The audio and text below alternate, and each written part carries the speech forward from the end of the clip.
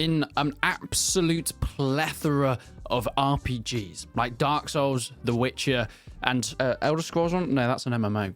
God damn it. One game that I am incredibly excited for is Crimson Desert. Now, there's been a wealth of people with positive, negative receptions about the upcoming title, but more recently, Gamescom has come around the corner, which means all new gameplay, all new information.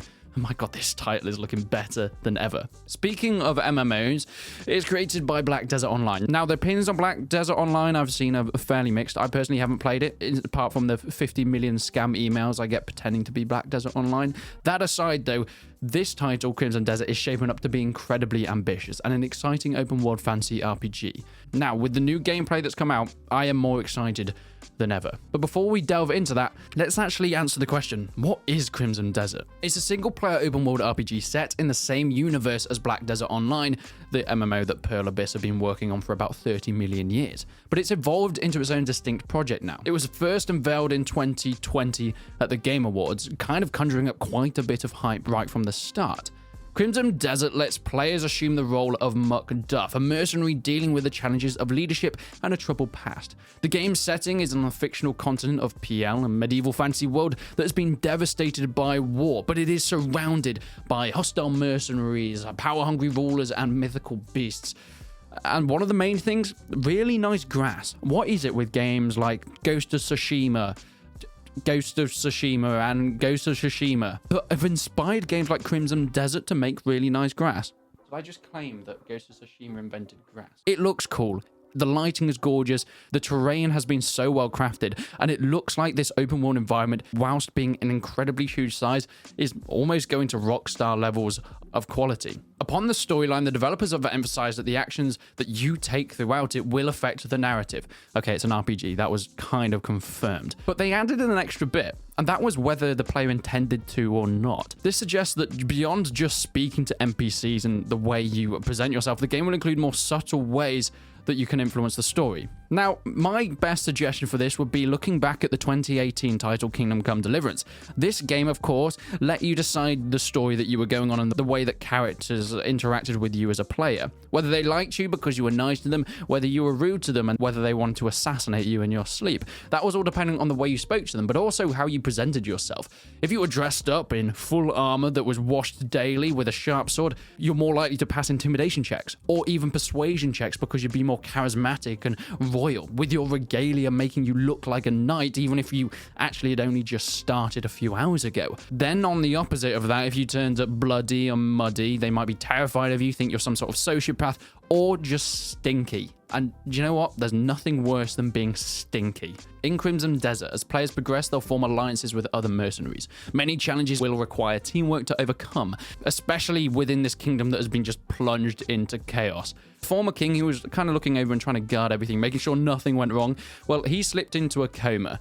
And unfortunately, he doesn't look like he's coming out anytime soon.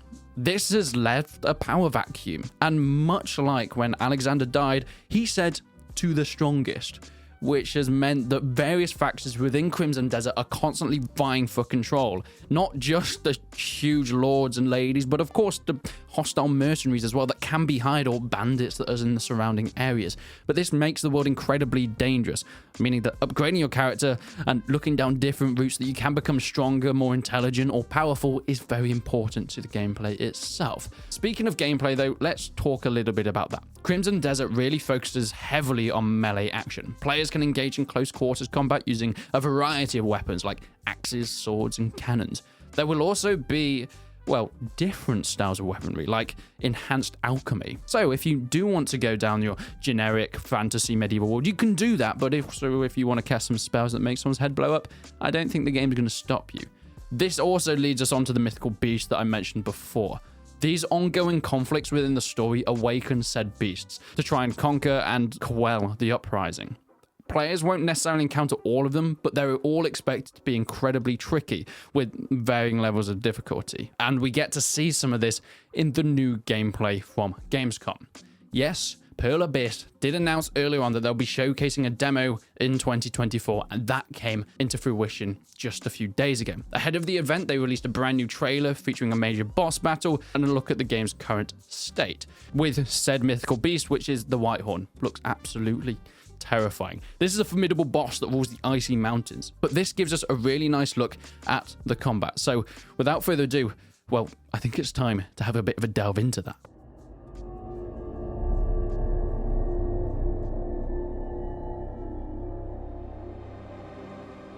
Released in shiny 4K, what more could you want to show off the sheer graphics and detail within it?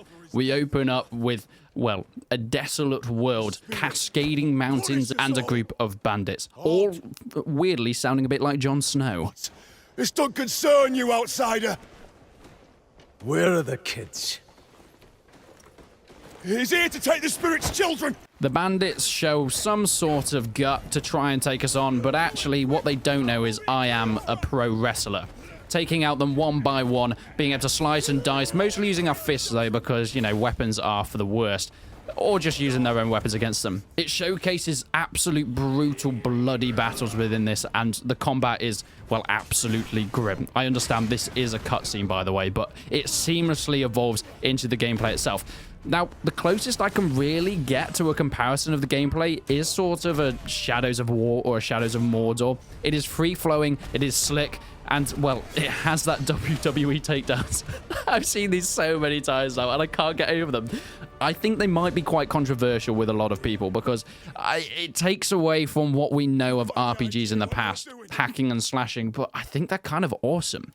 The icy bull boy, Whitehorn, comes in, and this is where the boss battle commences. Now, the boss battle changes because, of course, we can't use our takedown moves much like we have on the bandits. This is not quite the same. Trying to take down a 5'8" man is one thing with a suplex. Trying to do it to a 9'34" Whitehorn is different. You can see there are various attacks that can be blocked, but also some slams that you have to dodge, and it kind of brings us to that Dark Souls style of gameplay, dodging, moving around, getting a few hits where they are. Now, one thing that I think a lot of people haven't mentioned when analyzing this gameplay that I absolutely adore is the deformation around. Of course, we have the whirlwind of the snowstorm that is kind of keeping us within this arena that's dynamically formed as the boss turns up. But not just that, look at the snow. It's all completely been broken apart. We've just fallen into bits of planks that are now dynamically collapsing onto the floor as the beast smashes through them.